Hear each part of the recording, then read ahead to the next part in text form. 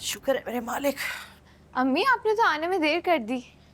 हाँ, वो दरअसल दानिया ने खाने के लिए रोक लिया था। तुम्हें तो पता है ना कितनी मेहमान नवाज है वो। हम्म। ये बताओ, रिदा कहाँ है? रूम में ही है। कमरे से बाहर तो नहीं आई थी? फोन के करीब तो नहीं गई वो?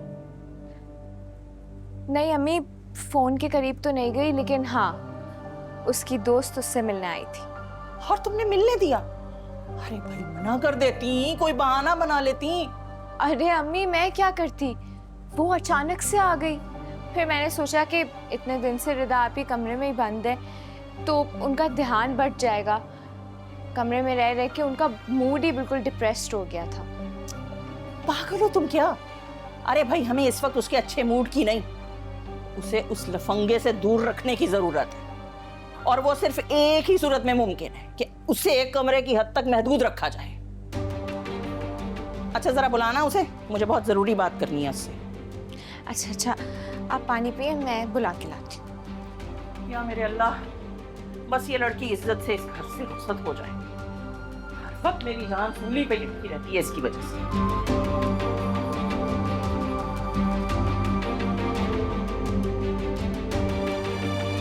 कहाँ रह गई ये?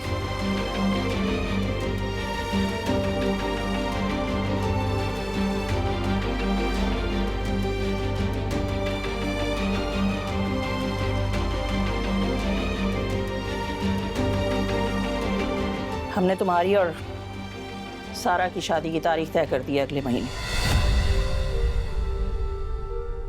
इसके अलावा आप कर भी क्या सकती थी?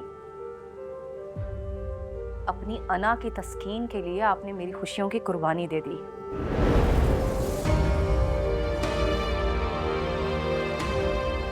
आपको मेरा दुख, मेरी तकलीफ नजर ही नहीं आ रही? क्योंकि आपको मेरी खुशियों से ज्यादा अपनी झूठी अना और इज्जत प्यारी है। हाँ है प्यारी, अपनी अना भी और अपनी इज्जत भी। तुम तो अपनी माँ की तरबियत भुलाकर उस लफंगे लड़के की बातों में आ गए और उसी की खातिर मुस्तकिल मुझे दुख दे रही। बस अब थोड़े ही दिन रह गए तुम्हारे इस घर में। सुकून से रहो और हमें भी सुकून से रहने दो और इज्जत के साथ इस घर से रुखसत हो जाओ।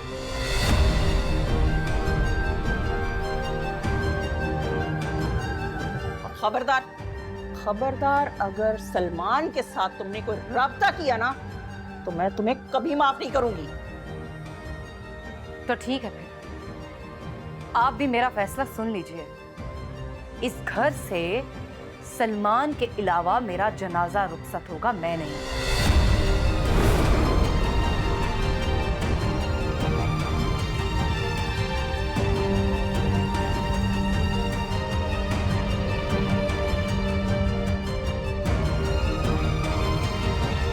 ठीक है, मैं भी फिर आसिम के साथ तुम्हारा जनाजा ही रुखसत करूंगी, मगर उस सलमान के साथ तुम्हें रुखसत नहीं करूंगी।